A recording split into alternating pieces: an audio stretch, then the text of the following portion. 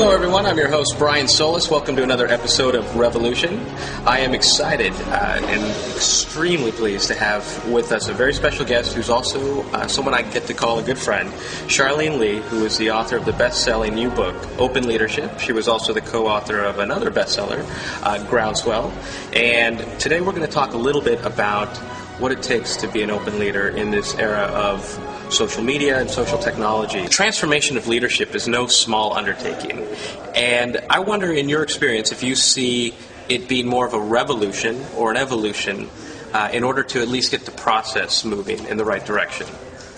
Well, I think, first of all, by nature, leadership doesn't go in fits and starts. It's something you evolve and move into. So I do fundamentally believe it's an evolution of how you get to that point, especially being a leader in the social media space.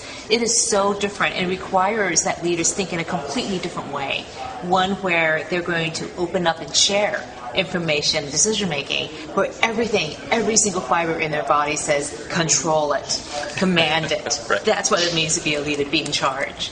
And yet in this new era, I think it is much more about what you can enable and bring in and bring people together by giving up that control. And in that process, you actually get more power. But the revolution part is very interesting. I think most leaders won't get to that point. They will not move into that area because it is so difficult for them to do that. So therefore, it takes a revolution. It takes this breaking point where they realize they cannot survive anymore even. They have to be forced and pushed into that new space. Dragged, kicking and screaming oftentimes, as you have probably seen.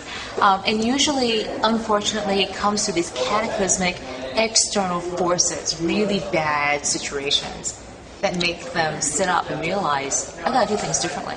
I like to call this the aha versus the uh-oh moment, where very few leaders look at the aha with the opportunity that's present before them, where they react to the uh-oh moment, where we see something like the BP oil spill account on Twitter, where suddenly BP had to start to consider a social presence, or with the unfortunate videos that hit YouTube for Domino's, where suddenly Domino's needed to now have a social strategy.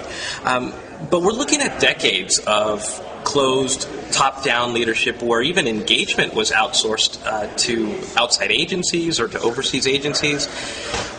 What is it that you're seeing that, in terms of the individual within the organization, is it really the leader who says we need to embrace social, or is it a champion or a catalyst internally that says, let's think about this differently and here's why? It's all of those. I mean, I've talked to a lot of these social media strategists, the sort of realists, optimists is what I call them, somewhere in the middle of the organizations or sometimes in the front lines. And they're the ones who oftentimes are that catalyst, the person who lives in that space. But I've met quite a few CEOs also who get that aha moment, and they lead absolutely strongly from the top of the organization. Howard Schultz at Starbucks, Chris Conde at SunGard, financial services, retail, at the top of the game. And what's interesting is they're leading at the very top. They got frontlines people who are just right behind them. And then you come into this thing called middle management, and they're incredibly threatened because they hang on to the hierarchy that closeness actually creates, information sharing up and down stovepipes, authority inside decision making. And so when the CEO is connecting with the front lines through these informal channels, guess what happens? Chaos. Right. All this angst comes up. And I think we're going into that period now where it's not so much about Enterprise 2.0 as it is about Leadership 2.0. What does it mean to be a leader when you don't have control anymore?